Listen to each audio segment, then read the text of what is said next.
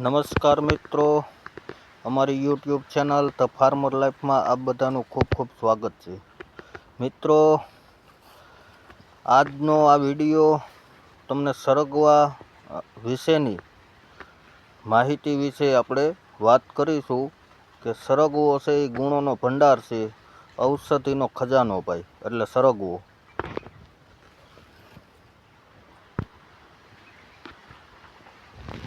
મિત્રો, જો હું તમને સરગવાના ઝાડ તરફ લઈ જાઉં છું, જો મિત્રો આ દેખાય તે સરગવાનું ઝાડ છે.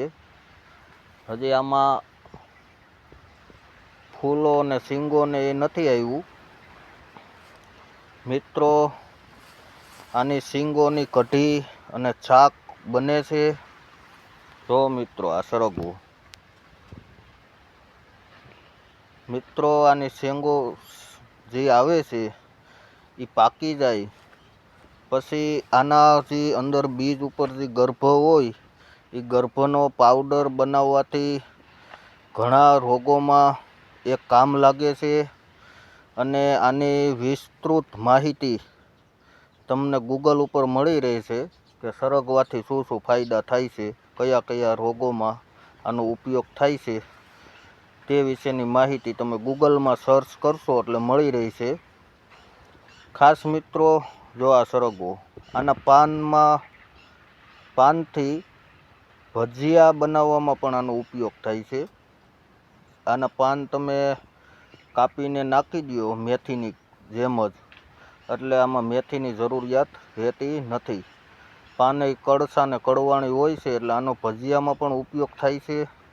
આની શીંગોનો શાક અને કઢી બને છે, એ પણ ખૂબ સ્વાદિષ્ટ હોય છે. પછી આ શીંગ પાકી ગયા પછી એનો ઔષધિ રીતે ઘણા રોગોમાં ઉપયોગ થાય છે. મિત્રો, સરગવો એટલે ગુણોનો ખજાનો અને ઔષધિથી ભરપૂર એવો સરગવો વિશે આજે આપણે આ વિડીયો ખાસ બનાવ્યો છે.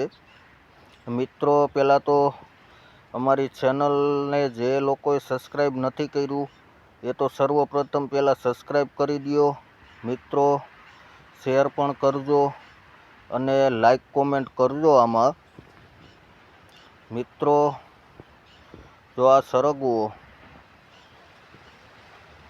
12 માસ સરગવો આવે છે.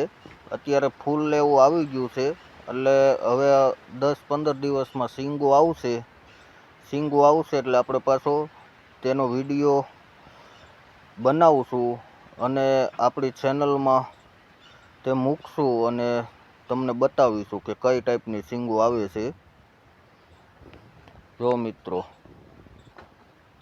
આપણી વાડીએ 4-5 છે સરગવા અને આપણે આનું શાક ને ખાઈએ છીએ, બહુ સ્વાદિષ્ટ થાય છે.